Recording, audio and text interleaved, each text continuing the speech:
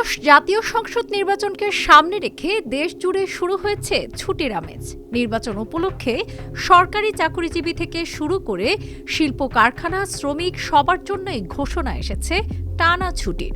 তবে এই ছুটির সঙ্গে যুক্ত থাকছে কিছু গুরুত্বপূর্ণ বিধিনিষেধও। বিশেষ করে ভোটের সময়ে কোন সেবা ও প্রতিষ্ঠান খোলা থাকবে আর কোনগুলো বন্ধ থাকবে এ নিয়ে সাধারণ মানুষের মধ্যে রয়েছে নানা প্রশ্ন।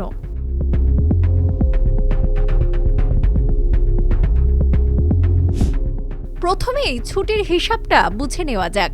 জনপ্রশাসন মন্ত্রণালয়ের সিদ্ধান্ত অনুযায়ী 11 ও 12 ফেব্রুয়ারি সারা দেশে সাধারণ ছুটি। এর পরপরই 13-14 ফেব্রুয়ারি সাপ্তাহিক ছুটি, অর্থাৎ সরকারি চাকরিজীবীরা পাচ্ছেন টানা 4 দিনের ছুটি।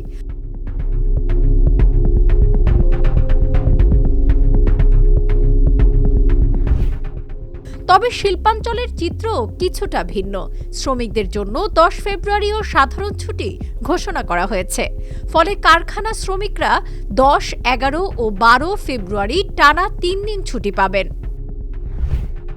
ব্যাংক লেনদেনের ক্ষেত্রে 11 ও 12 ফেব্রুয়ারি দেশের সব তফসিলি ব্যাংক বন্ধ থাকবে।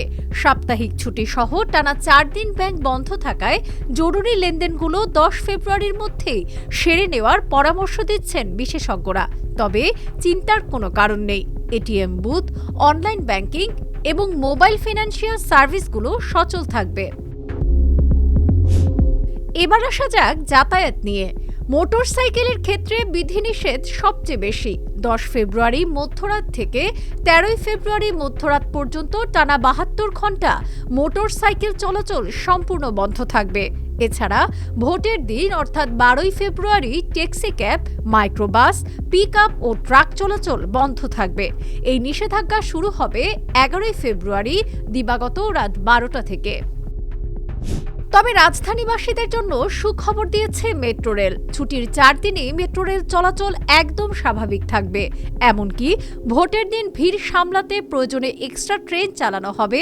তবে নিরাপত্তার খাতিরে যেসব স্টেশনের গেট সরাসরি ভোট কেন্দ্রের পাশে, সে নির্দিষ্ট গেটগুলো বন্ধ থাকতে পারে। তবে স্টেশনের অন্য গেট দিয়ে যাত্রীরা ওঠানামা করতে পারবে। আগামী 12 ফেব্রুয়ারি সকাল 7:30 থেকে বিকাল 4:30 পর্যন্ত চলবে ভোট গ্রহণ। আর এই ভোটের আমেজে ছুটি উপভোগের সাথে সাথে জনগণ পালন করবে নাগরিক দায়িত্ব। ডেস্ক রিপোর্ট, আজকের পত্রিকা।